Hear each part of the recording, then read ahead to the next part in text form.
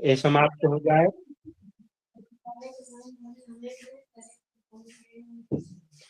ओम श्री गुरुचरण कमलेभ्यो नमः।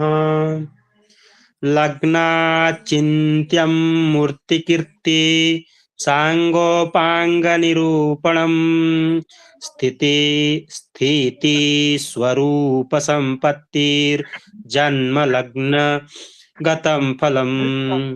कह रहे हैं कि जन्म लग्न से जातक का रंग रूप कीर्ति स्थिति स्वरूप और संपत्ति आदि का सांगोपांग निरूपण करना चाहिए।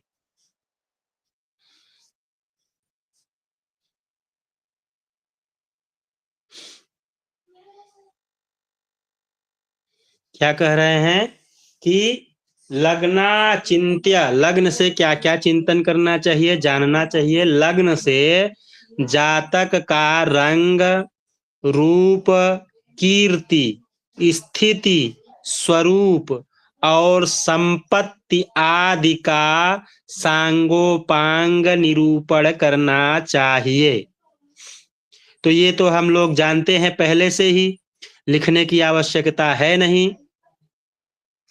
धनम सुखम च भुक्तिं च सत्यं च बहुवक्त त्रिताम सभ्य नेत्राल्पहारश्च धनस्थानाद्विचिन्तयेत्। कह रहे हैं द्वितीय स्थान से, दूसरे भाव से धन सुख भोग बहुभाषण, बहुभाषण बहुत बोलने वाला, बहुत बोलने का काम, वाचाल, दक्षिण नेत्र और अल्पाहारादि विचार करने चाहिए। द्वितीय भाव से विचार क्या करना है? द्वितीय भाव से धन सुख भोग बहुभाषण सत्य भाषण दक्षिण नेत्र और अल्पाहारादि विचार करने चाहिए। भ्रातृकंठौ विक्रमश्च क्षुधाभरण पात्रतां भातृस्थान फलम सर्वं तत्तन्नाम फलम दिशेत। करें तीसरे भाव से क्या विचार करना चाहिए? भ्रातृकंठौ विक्रमश्च, तीसरे भाव से भाई, कंठौ कंठ गला, भाई गला, विक्रम क्षुधा भरण भूषण पात्रता के साथ अन्य भ्रातृस्थान जन्य का विचार करना चाहिए।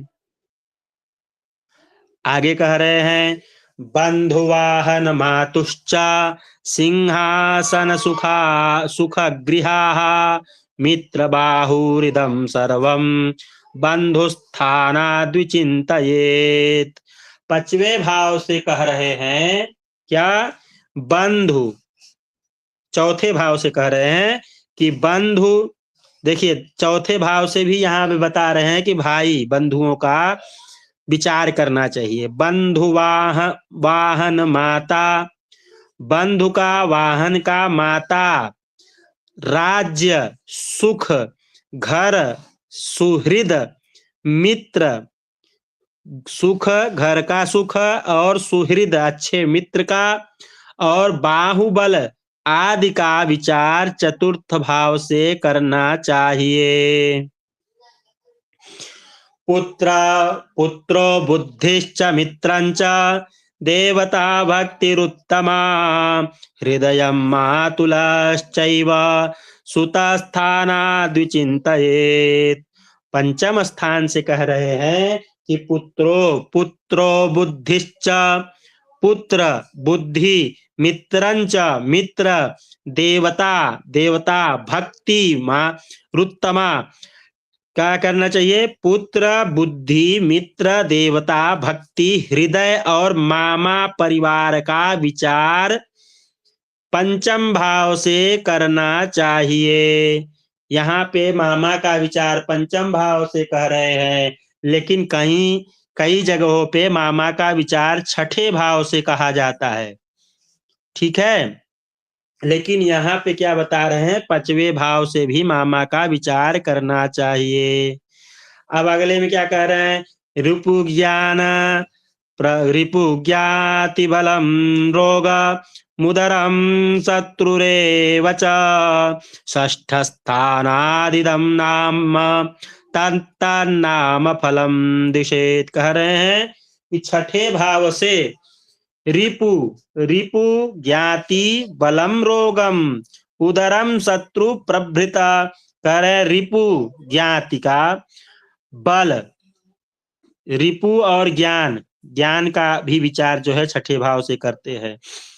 शत्रु का विचार, बल का विचार, रोग का विचार, उदर का विचार, शत्रु प्रवृत्ति, शत्रु की स्थिति का विचार षष्ठम स्थान से करना चाहिए। कलत्रभोगश्छत्रम च दंतनाभिश्च रोगवान् गुदम शंकर के चैव आयुस्थानादि चिंतयेत। कह रहे हैं कि सप्तम भाव से स्त्री संबंधी भोग, स्त्रियों का भोग सुख जो है सप्तम भाव से करना चाहिए।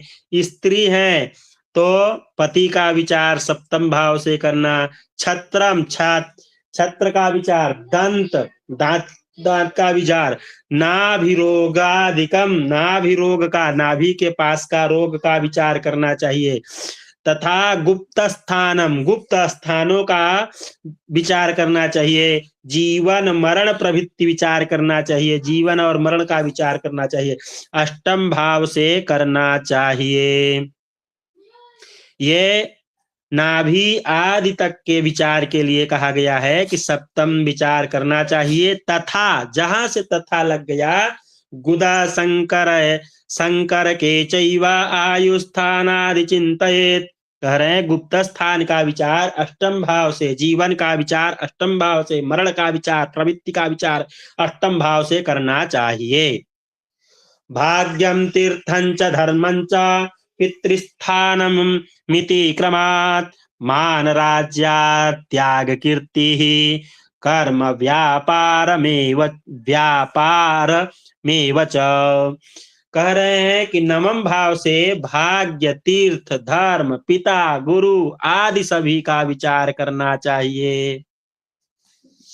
तथा मान, राज्य, त्याग, कीर्ति, कर्म और व्यापार का विचार दसम भाव से करना चाहिए।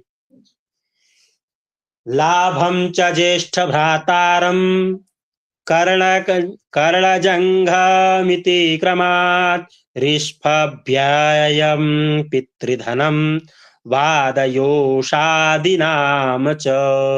करें ज्येष्ठ भ्राता का विचार, ज्येष्ठ भ्रातृ अनेक प्रकार के लाभ का विचार, कान, जंघा आदि का लाभ भाव एकादश से विचार करना चाहिए। इसी प्रकार व्यय अर्थात 12वें भाव से व्यय, पिता का धन, वाद विवाद, स्त्री आदि का विचार करना, स्त्री आदि का नाम विचार करना चाहिए।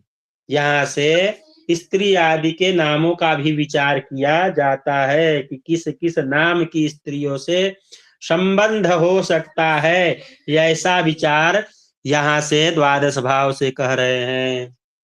अब आगे भाव में कह रहे हैं कुंभ कर्कट गोमीना मकराली तुलाधरा सजला रासय प्रोक्ता निर्जला शेष रासय।